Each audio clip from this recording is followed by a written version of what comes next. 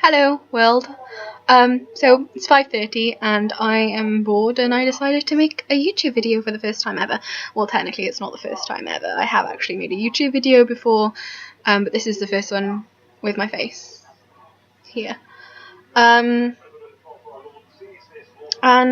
yeah. I was thinking about what sort of thing I would like to do as a first YouTube video. Maybe an only YouTube video, I don't know. It's just one of those 5:30 AM ideas, you just roll with it. And I was thinking about stuff that I like. Well, I like books and I like films, but I'm a history student and I love history and I'm really passionate about it, and I'm really passionate about sharing my passion with other people. And I thought I'd make a video about a historical figure that I love and adore, although she's fairly underrated, and I tell you about her and we can share the love.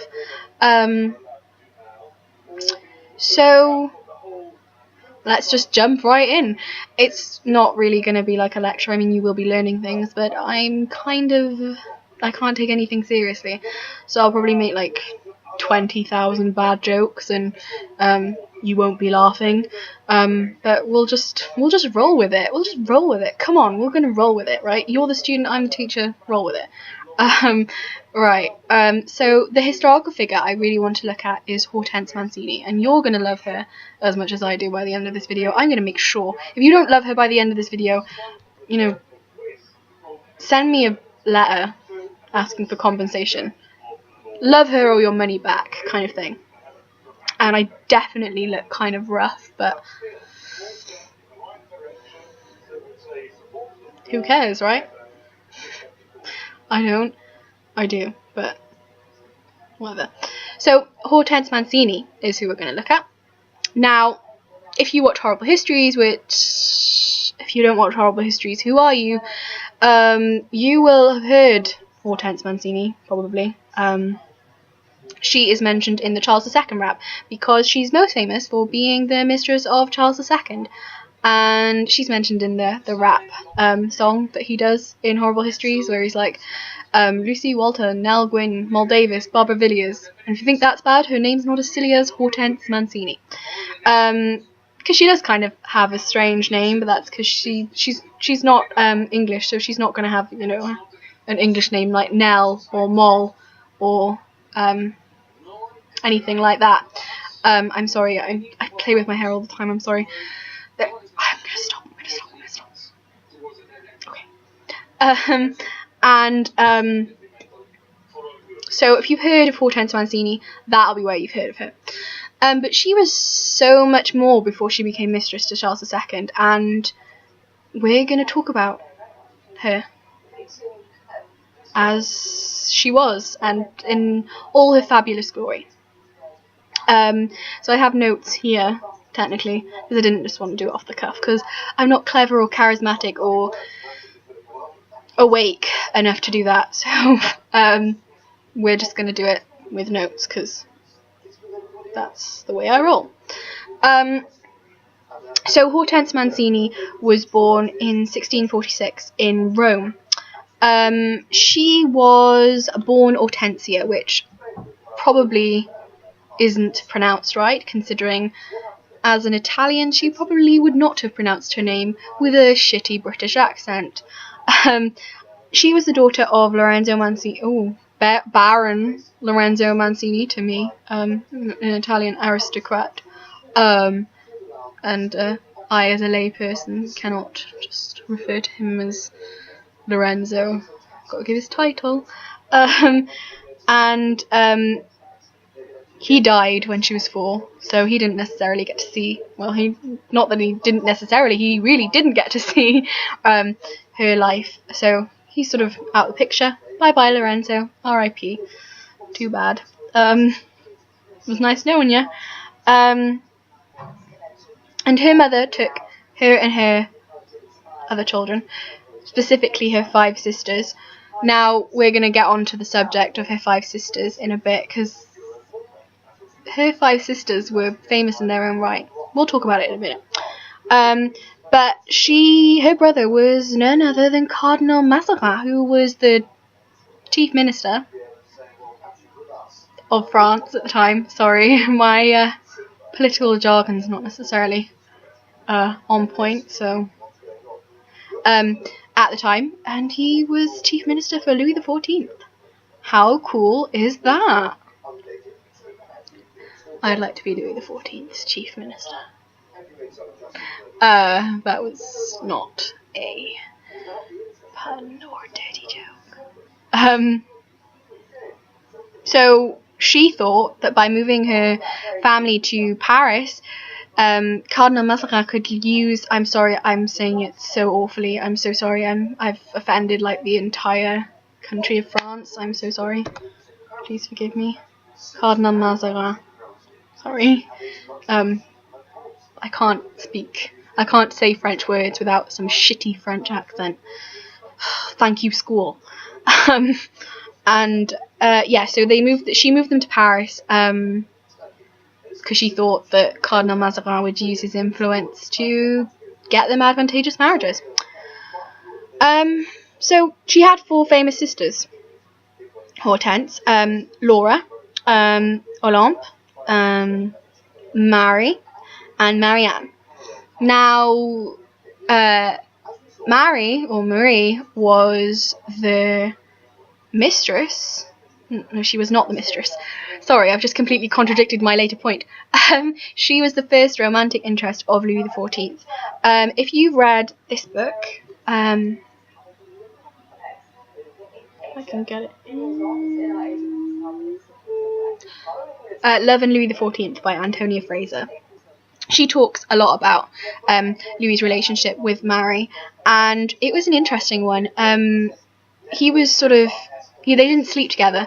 It wasn't a sexual relationship, but they were very much in love, and he liked to recite poetry to her and all that fun stuff that, he was a teenager, so he was a teenage boy. He was kind of a romantically inclined teenage boy, and he was trying to be gallant and he would sing songs to her and all that jazz, and she enjoyed it, and I think that he liked that she enjoyed it. She was technically considered to be the ugliest of the Mancini sisters. I mean, there is this portrait of her and Hortense, which you should probably look it up. It's actually in that book, but I'm not finding it because it'll take too long. She was considered to be like the ugliest of the Mancini sisters because she didn't necessarily fit with the beauty ideals of the day, because she was thin and dark, and the beauty ideal was plump and fair. It did mean that she looked fantastic in some of the male attire when she went out riding. As Antonia Fraser nicely points out, I think most people would look fantastic in the male attire, any of the attire, but apparently she looked particularly good because her figure was sort of gangly, I guess. And but enough about Marie. I just thought that would be interesting for you to know. Olympe also had a sexual relationship. Well, she was the one who had a sexual relationship with Louis XIV. I think Olympe was like the prettiest one, like the sexy one out of the sexy sisters. They were known at court as the Mazarinettes, because that's what French court was like, giving little nicknames and being all sort of, it's kind of like high school. And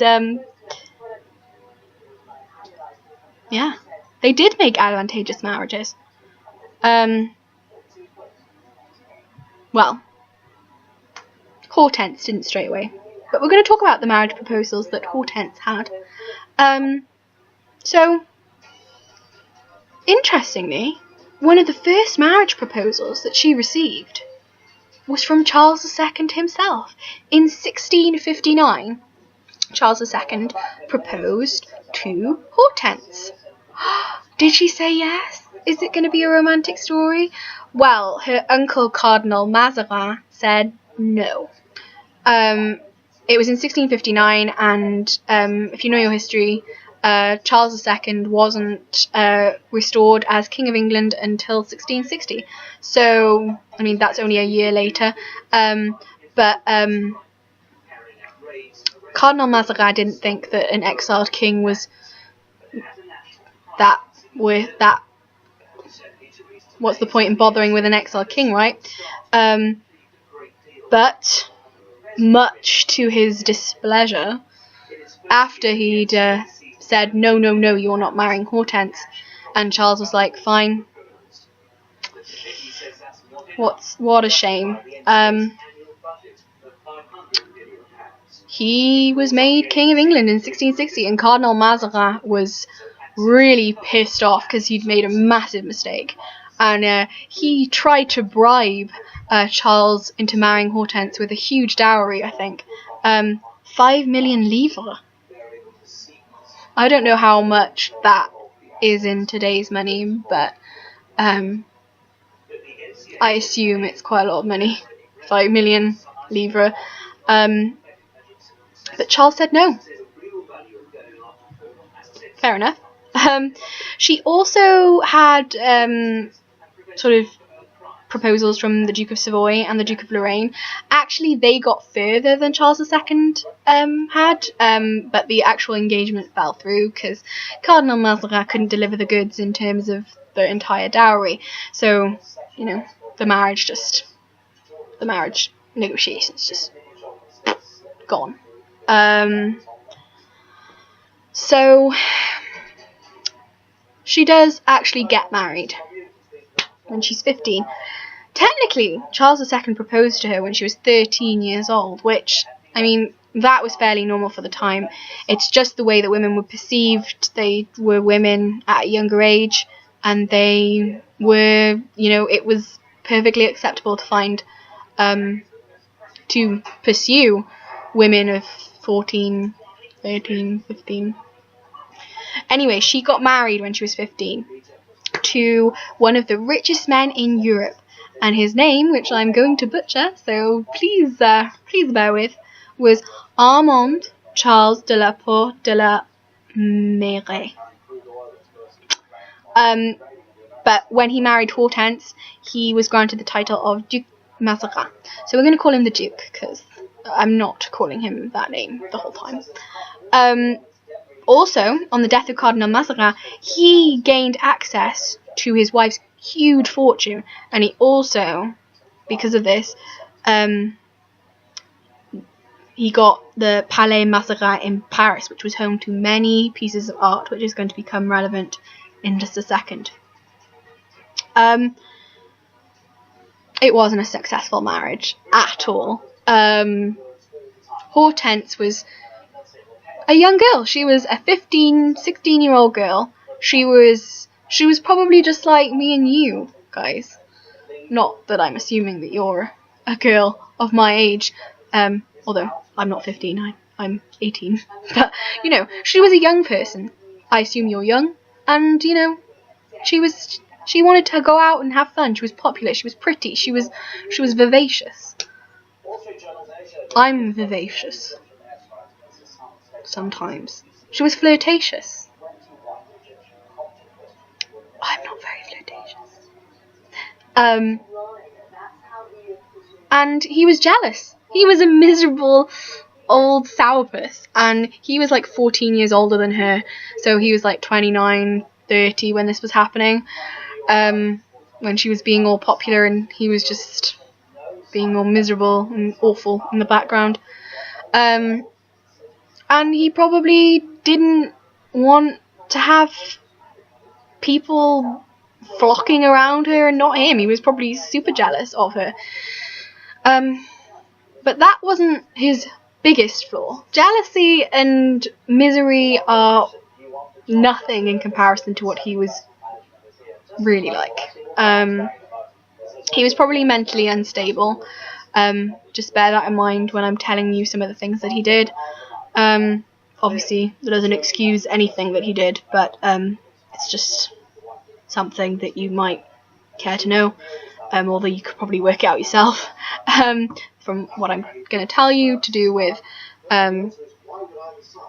his behaviour. He was definitely kind of a miserable old prude, and I don't mean prude as in he was like, oh, no sex before marriage. I mean he was a full-on prude. He he thought that cows' udders had sexual connotations, which is strange in itself, because at no point does a cow's udder become involved in anything sexual. And so he wouldn't let milkmaids milk cows because he thought it was perverted. Something's got to be said about the mind of a man who thinks that milking a cow is perverted, but there we are.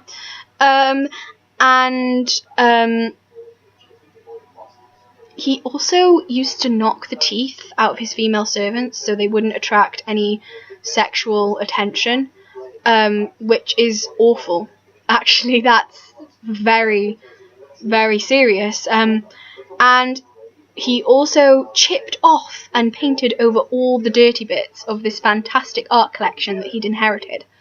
So not only was he a violent, jealous thug and strange, he was also not very respectful of art. So all in all, not a nice man. And I mean, given the his track record in regards to violence, I think he probably was physically abusive to Hortense too. I mean, that's not here and I can't prove it, but I'm just looking at what he did and I'm thinking maybe he probably... I mean, he was definitely mentally abusive towards Hortense. He wouldn't let her keep company with other men, which, as we'll find out later, is fairly ironic. And he used to conduct midnight searches where he'd just run in and be like, I know you're hiding a lover in here, and she'd be like, no, I'm not, I'm sleeping, and he'd be like... He's like the kind of guy you see on the Jeremy Kyle show who's paranoid because he takes loads of weed and he thinks that his wife's cheating because he found a hair on her bed that wasn't his. He's that kind of guy about it. He also insisted that she spend a quarter of her day praying. Now, obviously, she's from a religious background. She's Italian, which is sort of the pinnacle of... not the pinnacle, like the mothership of the Catholic faith. And she also lives in France. They're French. It's a Catholic country. She probably was fairly religious. I mean, her uncle was a cardinal. Although, you know, if you know your history, you'll know that doesn't necessarily mean you're necessarily that religious. Cesare Borgia. And yeah, she probably was okay with praying, but for a quarter of the day, when you're a young girl, you want to be going out having fun, I guess. And to top it all off, he moved them from Paris, the epicenter of society, and where she probably had all of her friends and some relief from his odd behaviour, to the country. So now she was in some godforsaken place, stuck with this miserable old brute, which sounds like hell. So it's no wonder that she started seeing somebody else around this time. She started an affair with a 16-year-old girl called Sidonie de Courcelles. Now, Hortense was like 98%, I'm 98% sure she was bisexual. She had affairs with both men and women, so there we have it. Some historians have tried to argue that she was a lesbian, and I mean, if she was, she did a fairly good job of seducing men to get what she wanted out of them, so you go, girl. And obviously her creepy husband was not very happy with her seeing another person, particularly a woman, he thought was immoral. And he sent them both to a convent. He sent them to a convent together.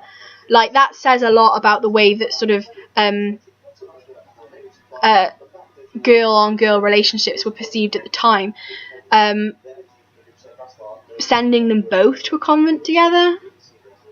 You send your wife and her lover to a convent together?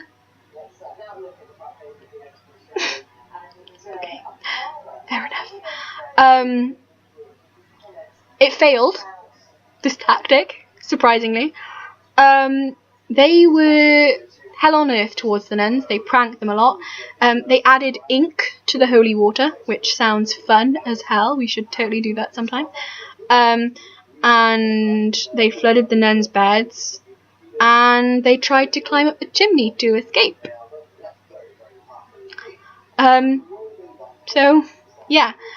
Now, Before this all bubbles over, I should point out that they actually did, her and her husband, Hortense and her husband, did have 4 children together. All these 4 children lived for a very long time. I mean, obviously, in this period, infant mortality rates are really high, whether you're rich or not. But all these children lived for, one of them lived until she was 89 years old. So that's great for the time. So, yeah, she did all right by her children. But she had to flee her marriage. That's why I think that it was probably worse than just mental abuse. Although, even if I just told you that he behaved like that and I said then she left, she had to run away, could you blame her really? No.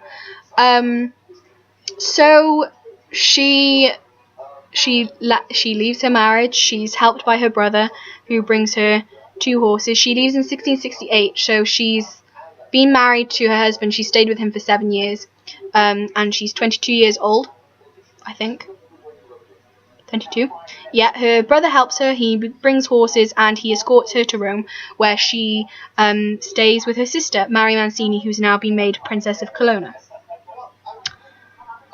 Now, this is a nice little fact. Louis XIV declares himself her protector.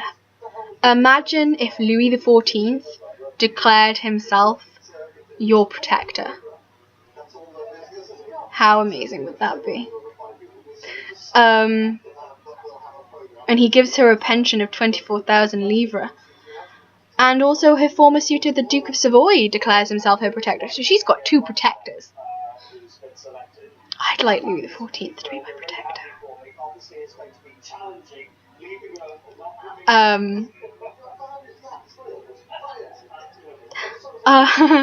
So, because of this, she can retire to Chambray in Haute-Savoie, or Haute-Savoie, which is the home of the Duke of Savoy. And she establishes this as her home, and she sort of has a little sort of intellectual thing going on. She receives authors, philosophers, and artists, which shows that she was a fairly cultured woman. So living with this monstrous, plebeian, awful, abusive husband must have been really awful for her. He was chipping bits off art, he was a right shit. So, it's no wonder she's like, come one, come all authors, kind of fill my brain intellectually. I've been stuck with some weirdo for 7 years. So, unfortunately, the Duke of Savoy dies, and his widow turns Hortense out because Hortense had been sleeping with the Duke of Savoy. Which, given their history, not surprised, because they had been engaged, hadn't they? Well, technically, not really. He'd proposed to her, so, they clearly, fancied each other, so.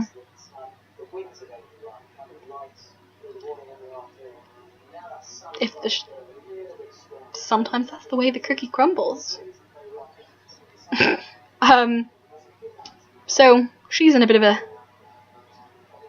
sticky situation, because she's now got no source of income, because her awful husband has now frozen her source of income, including the pension she was getting from Louis XIV. She's got nowhere to live either. So Hortense is sort of on a Jack Jones, not really able to do anything about it. But the English ambassador to France, Ralph Montague, I hope it's not Rafe Montague. It's spelt Ralph, but sometimes that's pronounced Rafe. I hope it's not. Ralph Montague, if you can hear me, if it's Rafe, I'm so sorry. He sees that she's desperate, and he wants her to help him increase his own standing with Charles II.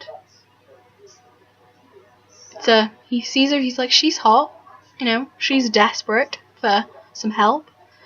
We could make this work for both of us. She could help me gain some influence, and she could get some money and use her beauty and all that fun stuff. Charles II, of course, proposed to her when she was 13, 14 years old. Oh, Charles II. He was a notorious womanizer, and he was just prolific in his love affairs. He had a lot of illegitimate children. He had main mistresses, of course, the main ones being Barbara Villiers, who was sometimes known as Lady Castlemaine, Nell Gwyn, and Louise de Kerouac, and Moll Davis, sort of. But he had a lot of illegitimate children anyway. There's also Lucy Walter, who was the mother of his son, the Duke of Monmouth, who is my boyfriend. I'm so sad about the Duke of Monmouth. I'm still not over it. He was just prolific in his love affairs. And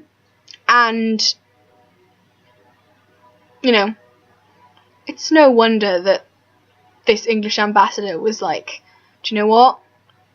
As a present, so that he likes me, I'll bring him a lady. Because clearly he liked the ladies.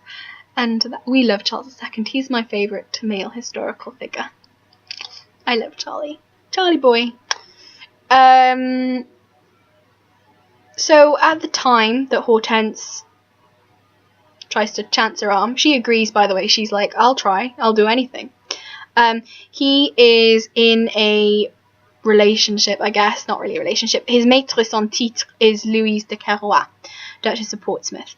She was quite unpopular with the English people. There's that famous anecdote in which Nell Gwyn, probably Charles's most famous mistress and one of my favourite historical figures of all time, she was riding through, I think, the streets of London in her carriage, and some of the people mistook this carriage for the Duchess of Portsmouth, Louise de Kerouac's carriage, and they were not happy. She was a Catholic, so there was a lot of anti-Catholic sentiment, and she just wasn't that popular. And probably because she was French. They started trying to, attack this carriage. And Nell was like, no, I'm not having any of that, because I'm not actually Louise. And she gets out and she says, pray, good people, be civil. I am the Protestant whore. That's one of her most famous lines, actually, of all time. And, no, Nell Gwyn's for a different video. I'm sorry, I'm not going to go off on a Nell Gwyn tangent because we'll be here all day. But that's definitely a famous anecdote about Pretty Witty Nell. So, he hasn't just got, the one reason of wanting to increase his influence with the king for introducing Hortense to Charles. He probably doesn't like Louise either. Louise wasn't actually that bad. I like Louise a lot. And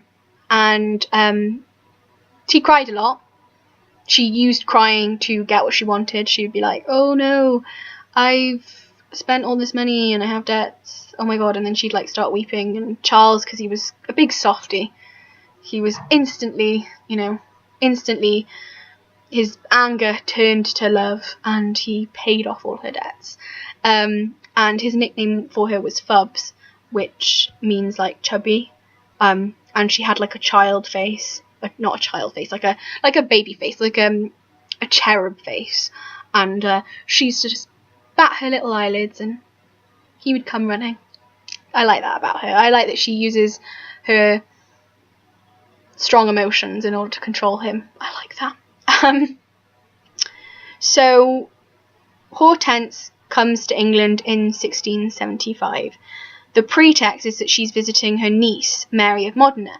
Mary of Modena is the second wife of James Duke of York, who is Charles II's brother. James Duke of York is nothing like Charles II. He does later become James II, and if you know your history, you'll know how that ends. And Mary of Modena is involved in that. But at this present moment in time, she's Duchess of York. And Hortense arrives dressed as a man. Historians think that her penchant for cross-dressing, it was sort of her way of outwardly expressing her bisexuality.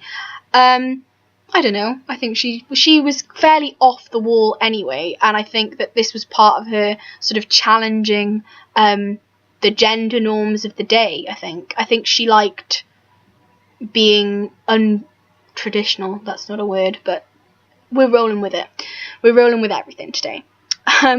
And Yeah, I think it doesn't necessarily... I mean, she definitely, in my opinion, was bisexual, but I don't necessarily think the fact that she was cross-dressing necessarily proves that she was, showing that off to the world. And by 1676, Hortense was maîtresse en titre, and she had usurped Louis de Carois, and he provided Hortense with a £4,000 pension, and apparently this considerably lightened her financial troubles, as it would. So it worked, and Montague, our little English ambassador friend, he writes that he went to visit, he says, I went to see Madame de Portsmouth, who is Louise de Carois. She opened her heart to me, explained to me what grief the frequent visits of the King of England to Madame de Sussex, who is Hortense Mancini, cause her every day. So Louise is clearly threatened by Hortense. She's really, Louise has been cast aside, and it's broke her heart. Poor Louise. So this could have lasted a lot longer if Hortense hadn't been seeing other people. Hortense was quite promiscuous, and I'm not saying this is a bad thing, because, Charles, double standards or whatever, but she was quite promiscuous, and I think historians think that probably it wasn't a great foundation for a relationship with a king, and it could have lasted longer if she probably just been with the king, but she was quite promiscuous, if that's the right sort of word for it, and actually her nickname was the Italian whore, which is awful, but there we are. Her first relationship with someone other than the king was with his illegitimate daughter, Anne, Countess of Sussex, who was the daughter of Charles II and Barbara Villiers, Duchess of Cleveland. All of this culminated in a really public fencing match in St. James's Park, where both ladies wore their nightgowns and had a fencing match, as you do with someone you're in love with.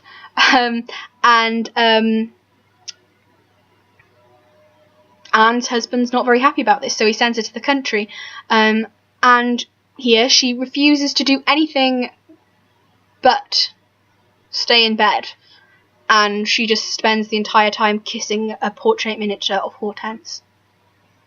Hortense was beautiful, though, so if you go and look her up, she was beautiful, so who can blame her? She also begins an affair with the Prince de Monaco.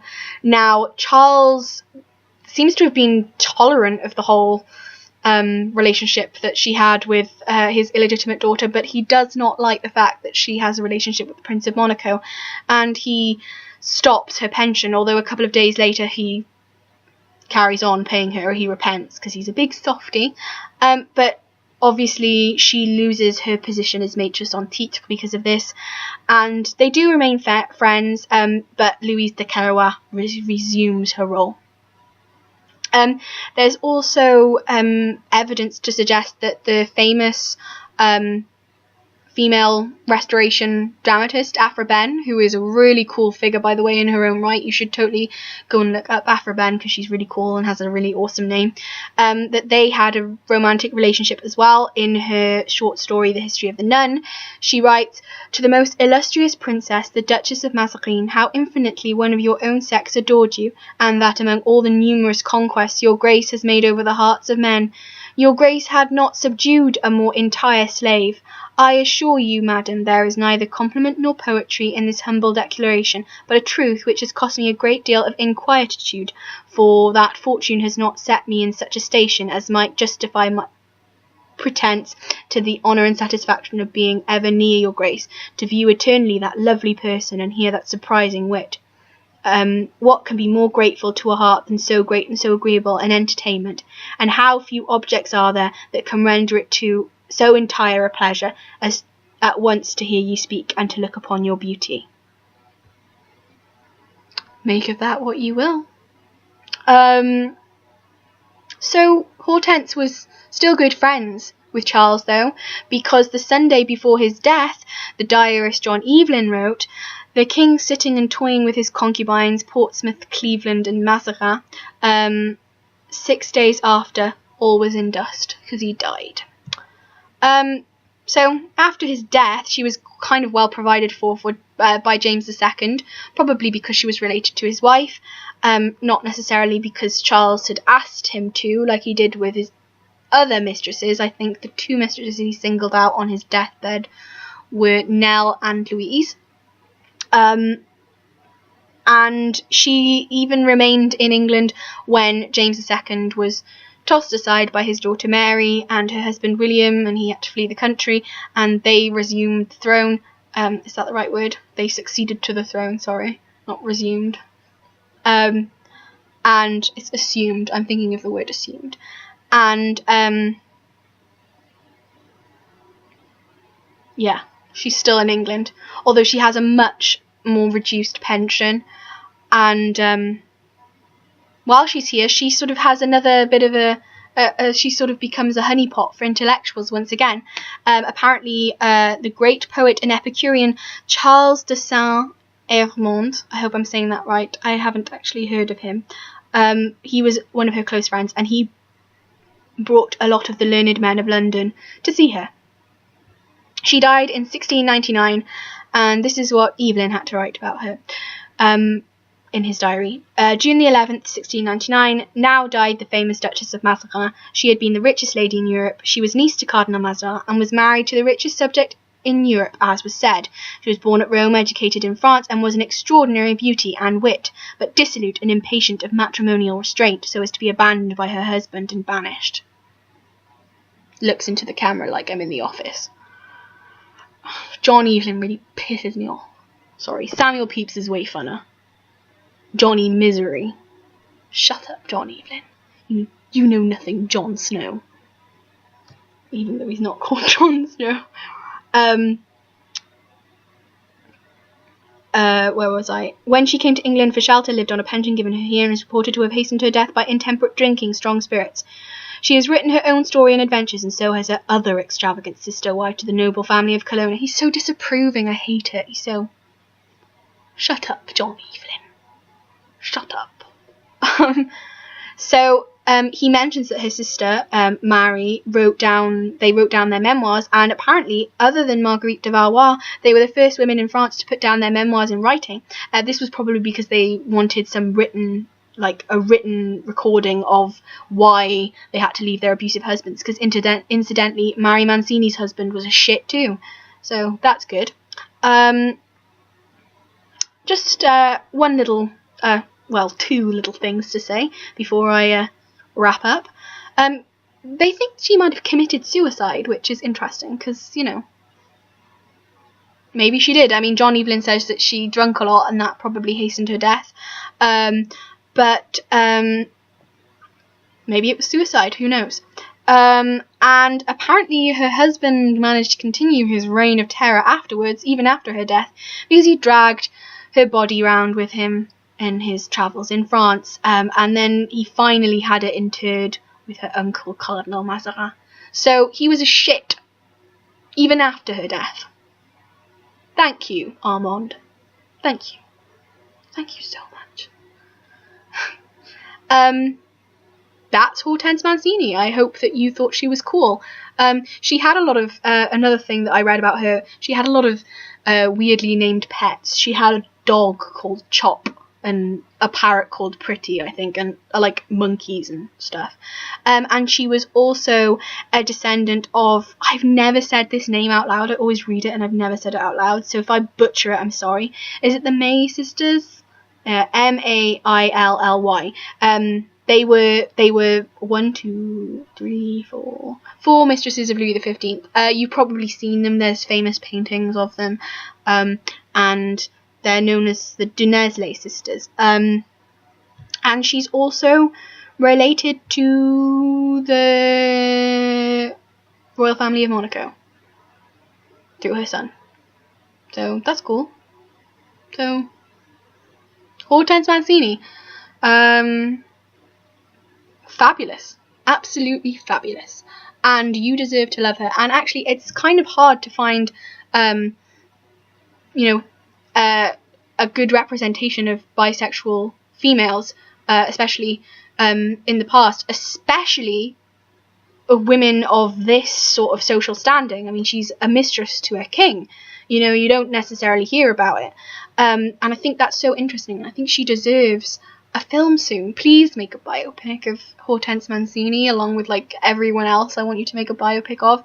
And there's not much historical fiction about her, so if anyone wants to get on that and write a historical fiction book about Hortense Mancini, I totally approve, and I will pay you lots of money.